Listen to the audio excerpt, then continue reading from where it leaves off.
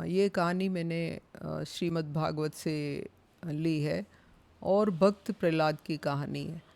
भक्त प्रहलाद के पिता हिरण्यकश्यपु एक दैत्य थे, तो उनको भगवान की पूजा वगैरह ये बिल्कुल नहीं पसंद था। और जो प्रहलाद का जन्म हुआ वो इनके चौथी संतान थी, उनको ये चीज़ ईश्वर का स्मरण करना बहुत ज़्यादा पसंद था। तो एक बार प्रहलाद के पिता ने, हिरण्यकश्यपु ने ब्रह्मा जी का बहुत तपस्या करी, तो ब्रह्मा जी ने खुश होकर उनको आशीर्वाद दे दिया।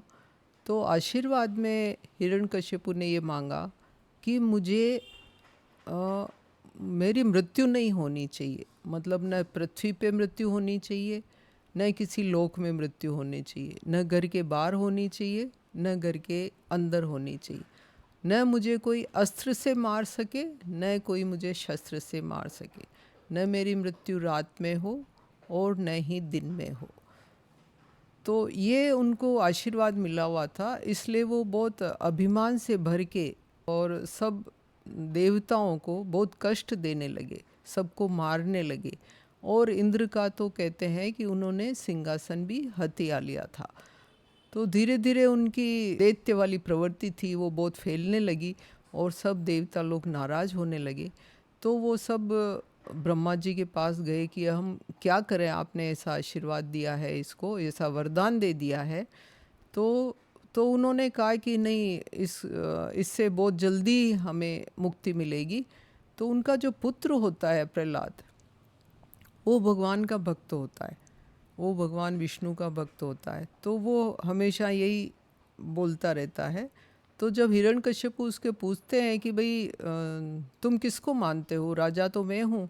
बोले नहीं, मैं आपको नहीं मानता, मेरे लिए तो जो मेरा ईश्वर है विष्णु भगवान चतुर्भुज रूप है, वही मेरे लिए सब कुछ है।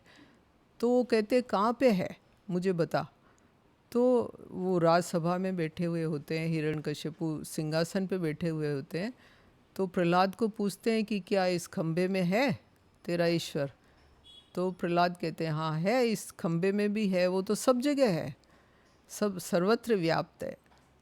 तो हिरण्यकश्यपु अपने सिंहासन से उठ के उस खम्भे पे एक घूंसा मारते हैं, तो उस खम्भे में से आधा नर रूप और आधा पशु रूप, सिंह रूप, वो निकलता है। यानी नरसिंह अवतार जिसको हम कहते हैं, भगवान प्रकट होते हैं, वो निकलते हैं। और चूंकि इसको ऐसा वरदान मिला हुआ था कि न रात को न दिन को, न अस्त्र से न शस्त्र से, न पशु न इंसान, इसको कोई नहीं मार सकता था। इसलिए नरसिंह ने क्या किया कि उन्होंने अपने जांग पे इसको रखा और न घर के बाहर, न दरबार के बाहर, न दरबार के अंदर, जो उसका जॉइंट होता है डेली पे, उस पे उसको पाँव पे रख के, न अस्त्र से न शस्त्र से, क्योंकि नरसिंह था वो आधा शेर का रूप था, तो उनके नाखून ऐसे थे, तो उन्होंने उसको वहाँ पे मार दिया। और बाकी सब जितने भी उसके राज्य में सभा में जो दैत्य थे, वो भगवान पे, नरसिंह अवतार पे टूट पड़ते हैं, तो वो उन सबको मार देते हैं। और प्रहलाद उनके फिर पाँव में पड़ जाता है और पूरे सबको, जो देवता लोग जितने भी दुखी थे, उन सबको उनसे मुक्ति मिल जाती है। और प्रहलाद उनके चरणों में पकड़ के और ये क्षमा मांगता है कि मेरे पिता ने इस तरह से किया।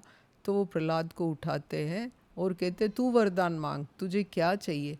बोले मुझे तो आपका बस सानिध्य मिलता रहे, मुझे आपका प्रेम मिलता रहे, मुझे जीवन में और कुछ नहीं चाहिए।